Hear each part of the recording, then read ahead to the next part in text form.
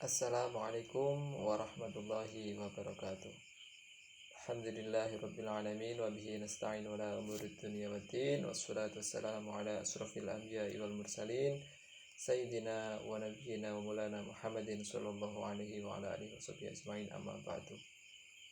Rekan-rekan mahasiswa dimanapun berada, alhamdulillahirabbil alamin.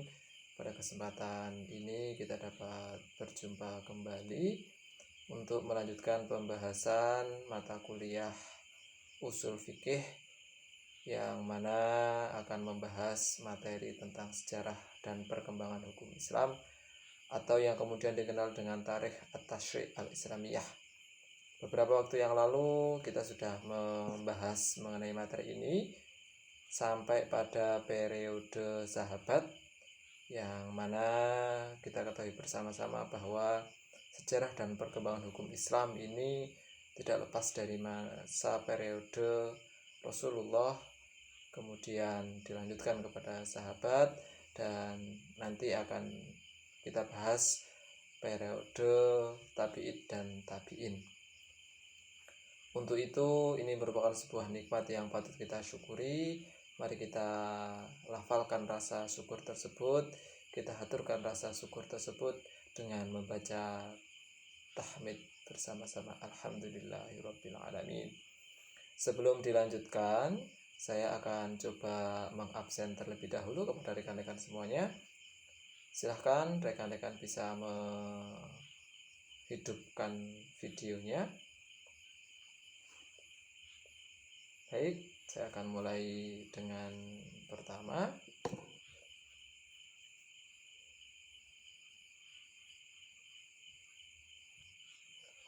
Sebelum kita lanjutkan ke pembahasan materi yang akan kita bahas hari ini, alangkah bijaknya apabila kita mengawali pertemuan ini dengan membaca basmalah bersama-sama.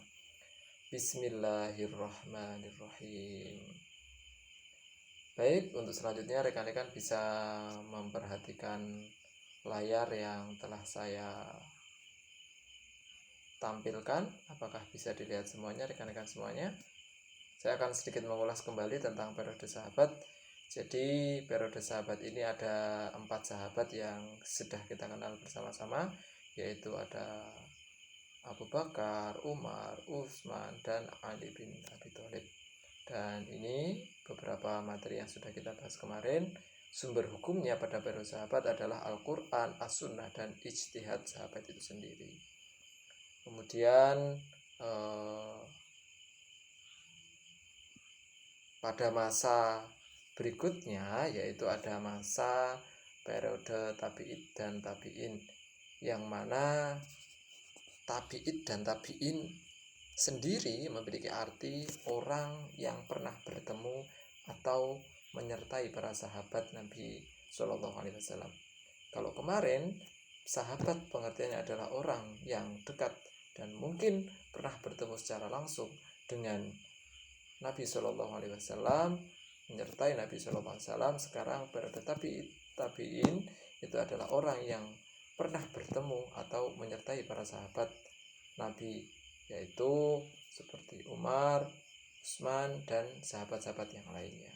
Dan pada periode tabi'in dan tabi'in ini nanti ada periode kepemimpinan Islam yang besar yang sudah kita kenal bersama-sama, di mana ada kepemimpinan Bani Umayyah dan kepemimpinan Bani Abbasiyah. Pada kepemimpinan Bani Umayyah dan Abbasiyah, atau yang kemudian dikenal dengan periode tabi'in, ini merupakan periode keemasan bagi hukum Islam atau perundang-undangan dalam Islam. Kenapa? Karena nantinya pada periode ini akan muncul mazhab-mazhab yang terkenal hingga saat ini, sebagaimana seperti mazhab Maliki, Hanafi, Syafi'i, dan Hambali. Tidak hanya itu, pada fase ini juga akan muncul berbagai karya-karya ulama yang sangat masyhur, seperti Imam Malik dengan kitabnya Al-Mutawatta, terus kemudian ada yang disusun oleh Imam Syafi'i dan yang lain-lainnya.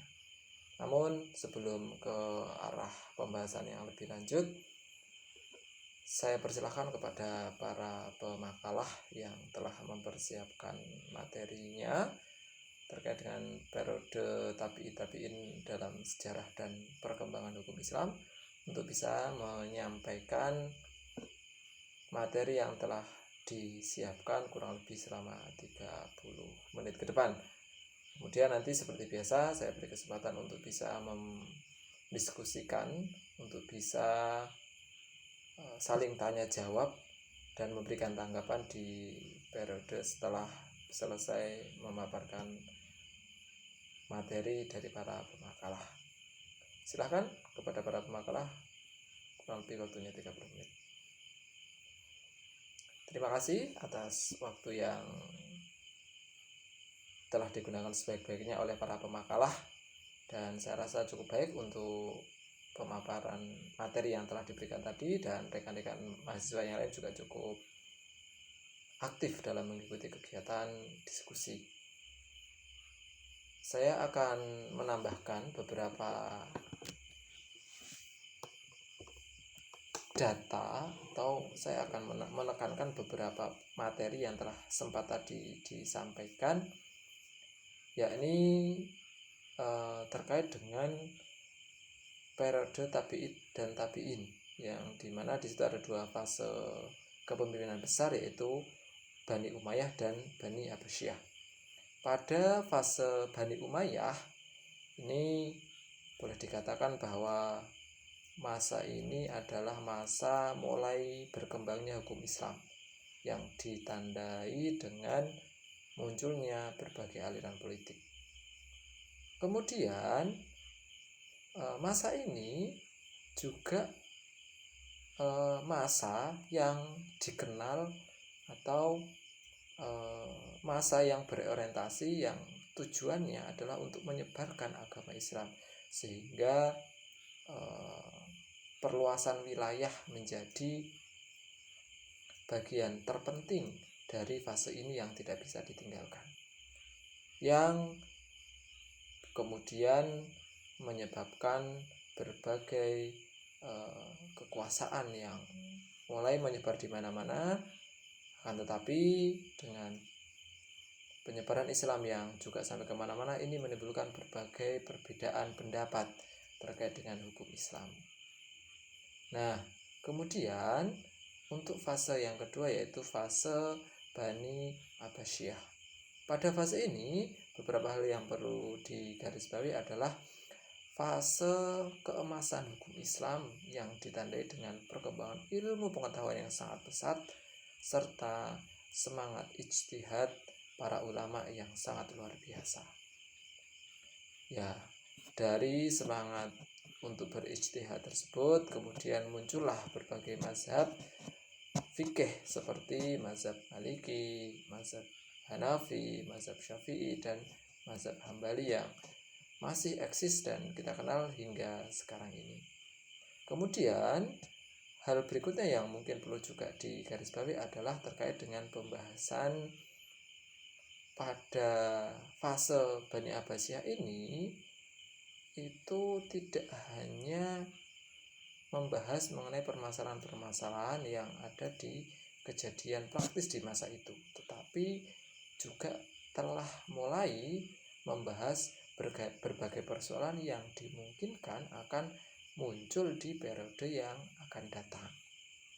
Nah, sehingga ya banyak sekali produk atau karya-karya yang kemudian bermunculan, seperti yang telah tadi sempat saya sampaikan, ada kitab fikih dan usul fikih seperti Al-Mutawatta dan Al-Um. Dan kemudian selain munculnya banyak karya-karya asli dari para tabi'in dan tabi'id, muncul juga berbagai karya yang mana merupakan terjemahan dari bahasa Yunani yang diterjemahkan ke bahasa Arab. Jadi karya-karya bahasa Yunani diterjemahkan ke dalam bahasa Arab. Ini juga kayak perpustakaan bagi umat Islam. Kemudian hal berikutnya, pada fase Bani Abbasiyah ini yang perlu digarisbawahi juga banyak berkembang pemikiran dan perdebatan dalam pemahaman Islam. Ya, jadi semakin berkembangnya Islam di berbagai penjuru dunia, tentu kita tidak bisa menafikan akan terjadi berbagai perbedaan dalam pemahaman Islam. Nah, berbagai perbedaan atas pemahaman dalam Islam itu juga kemudian menimbulkan fase baru yang kemudian dikenal dengan fase tahrir, takhrij, dan tarjih, yang mana kemunculan fase tersebut menandakan bahwa hal itu merupakan akhir daripada masa keemasan fikih, atau boleh dikatakan periode kemunduran. Jadi hukum-hukum fikih mulai mundur. Kenapa kok bisa demikian? Nah, ini yang akan saya garis bawahi dan saya tambahkan. Akhir keemasan fikih itu ditandai dengan tidak adanya lagi kemunculan mujtahid mutlak. Jadi kalau dulu itu selama masa tabi'in dan tabi'id itu masih banyak sekali mujtahid mutlak. Apa itu mujtahid mutlak? Itu orang yang beristihad secara langsung dan mengeluarkan produk berupa istihad. Nah, itu mujtahid mutlak itu seperti itu. Jadi ketika masa akhir dari keemasan fikih ini ditandai dengan tidak lagi adanya mujtahid mutlak yang dapat mengembangkan cara dan mekanismenya dalam berpikir, sehingga tidak ada lagi pendiri tidak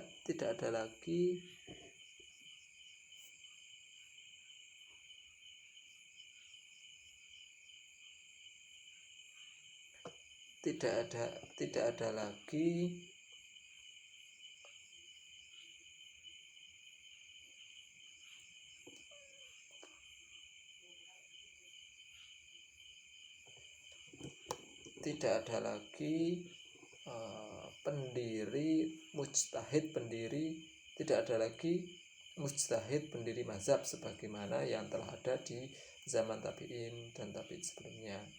Kemudian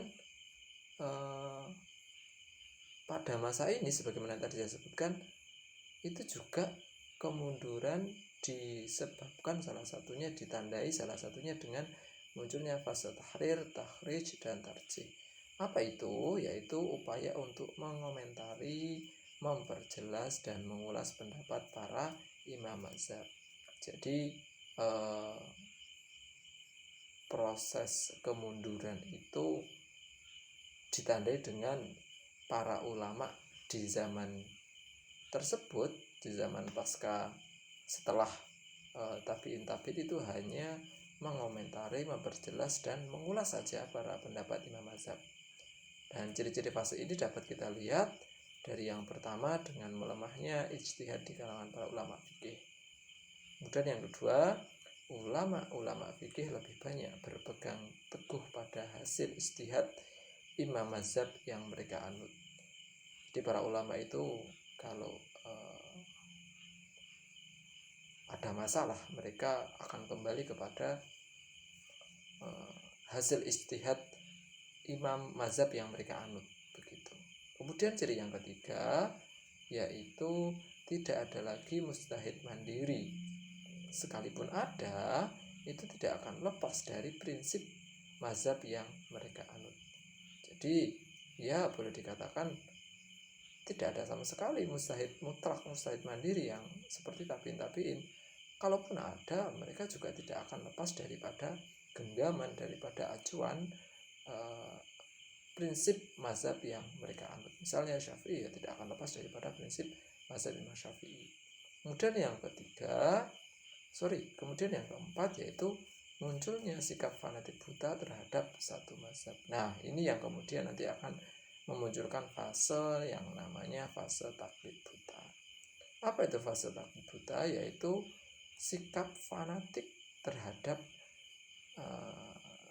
mazhab yang mereka anut. Jadi seolah tidak menerima mazhab yang lain. Inilah yang kemudian perlu kita garis bawahi dan kita perbaiki bersama-sama. Ciri-cirinya apa? Yaitu ulama fikih lebih banyak menjelaskan. Jadi menjelaskan satu mazhab saja yang dianutnya. Kemudian berikutnya ulama fikih lebih banyak berpegang teguh pada hasil ijtihad imam mazhab yang mereka anut. Jadi seolah-olah tidak melihat hasil ijtihad dari mazhab-mazhab yang lainnya. Kemudian yang ketiga, tidak ada lagi mustahid mandiri. Sekalipun ada, itu tidak akan lepas daripada prinsip mazhab yang mereka anut. Kemudian yang terakhir, munculnya sikap fanatik terhadap suatu mazhab. Baik, kurang lebih demikian untuk pemakaran tambahan dari saya. Tentunya hal itu masih ada yang semoga apa yang kita bahas dari awal sampai akhir mendapatkan ridho dari Allah Subhanahu wa taala dan kita dapat mengambil pelajaran yang berharga. Amin ya rabbal alamin. Apakah ada pertanyaan sampai di sini? Kalau tidak ada, saya rasa cukup. Mari kita akhiri bersama-sama dengan membaca alhamdulillahirabbil alamin. Akhiri, wassalamualaikum warahmatullahi wabarakatuh.